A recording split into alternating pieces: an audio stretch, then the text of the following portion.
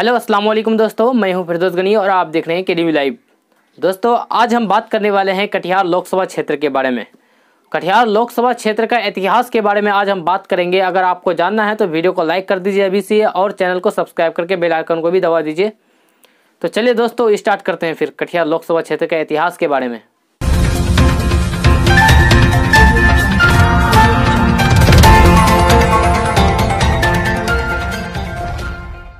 दोस्तों लोकसभा चुनाव को लेकर कटिहार जिले का राजनीतिक तापमान धीरे धीरे गर्माने लगे हैं। एनडीए और महागठबंधन के प्रत्याशियों का नामों को लेकर कयासों का दौर जारी है। सभी राजनीतिक दल लोकसभा चुनाव को लेकर बैठक और सम्मेलन कर चुनावी रणनीति को लेकर आधार तैयार कर रहे हैं। इस बार कटिहार संसदीय क्षेत्र में लोकसभा चुनाव दिलचस्प होने के आसार हैं। एक और एनसीपी छोड़कर कांग्रेस में आए तारिक अनवर को महागठबंधन की ओर से कांग्रेस का उम्मीदवार बनाया जाना लगभग तय माना जा रहा है। कटिहार जिला में शहरी क्षेत्र से लेकर ग्रामीण इलाकों में भी एनडीए के प्रत्याशियों को लेकर चर्चा गर्म है। कटिहार लोकसभा क्षेत्र के 1929 बूथों पर 19,12,190 मतदाता 18 अप्रैल को मतदान करेंगे। कटिहार जिले के भौगोलिक स्थिति पर गौर करें तो कटिहार जिला के भौगोलिक स्थिति इस प्रकार है। अहमदाबाद, प्राणपुर, आजमनगर, बलरामपुर एवं बारसोई प्रखंड पश्चिम बंगाल की सीमा पर स्थित है। दूसरी ओर अहमदाबाद और मनियारी प्रखंड के दियारा क्षेत्र झारखंड की सीमा से सटे हुए हैं। दशकों पहले कटिहार पूर्णिया जिला का एक हिस्सा था। इसका इतिहास बहुत ही पुराना है। मुगल शासन के समय में इसका स्थापना सरकार तेजपुर ने की थी। 13वीं शताब्दी के आरंभ में यहाँ पर मोहम्मदीन शासकों ने राज किया। यहाँ का सबसे निकटतम हवाई अड्डा बागडोगरा यानी सिलीगुड़ी में जो स्थित है। कटिहार रेलवे स्टेशन रेल मार्ग से देश के कई प्रमुख शहरों से जुड़ा हुआ है। पूर्वोत्तर के राज्यों में आवागमन का प्रमुख रेल मार्ग बरौनी, कटिहार, गुवाहाटी ही है और मुख्य 5 अलग अलग रेल रूटों में ट्रेनों का आवागमन यहीं से होता है। 1973 में पूर्णिया जिला से अलग होकर कटिहार एक अलग जिला बना।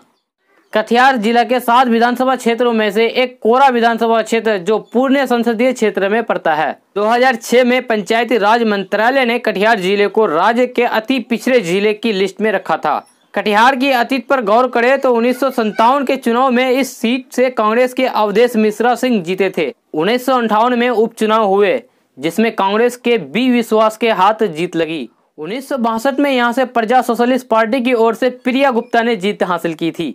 1967 में यहां से कांग्रेस पार्टी की ओर से सीताराम केसरी चुनाव जीतकर लोकसभा पहुंचे।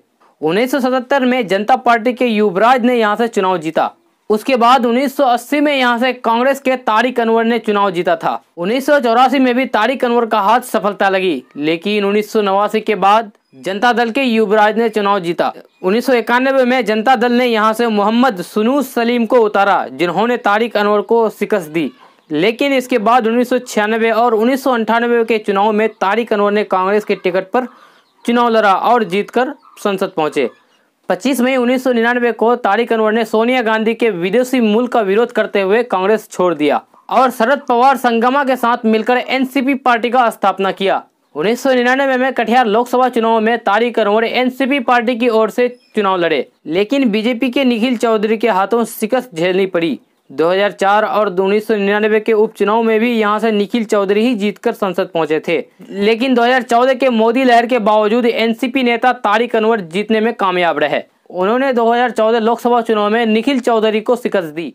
कटिहार संसदीय क्षेत्र के तहत विधानसभा के 6 सीटें आती है।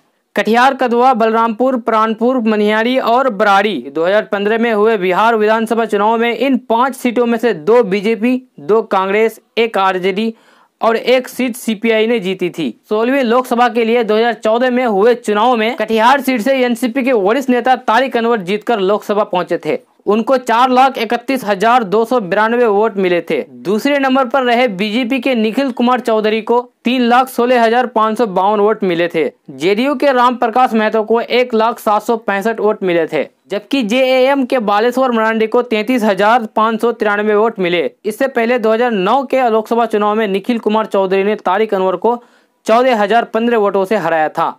तारिक अनवर ने एनसीपी के साथ लंबी पारी खेली। इससे पहले वो कांग्रेस में लंबे समय से रहे। तारिक अनवर संसद के अलावा केंद्र में कई मंत्रालयों का भी जिम्मा संभाल चुके हैं। साल 2018 में राफेल पर मोदी सरकार के समर्थन में शरद पवार के बयान से भड़ककर उन्होंने एनसीपी छोड़ दी और फिर कांग्रेस में शामिल हो गए। कटिहार जिले में 54% आबादी हिंदुओं की है और 44% आबादी मुस्लिमों की है। लेकिन अब सियासी समीकरण बदल चुकी है। तारिक अनवर अब कांग्रेस के साथ हैं। ऐसे में भाजपा तारिक अनवर को हराने के लिए क्या रणनीति अपनाती है, यह तो फिर बाद में देखा जाएगा।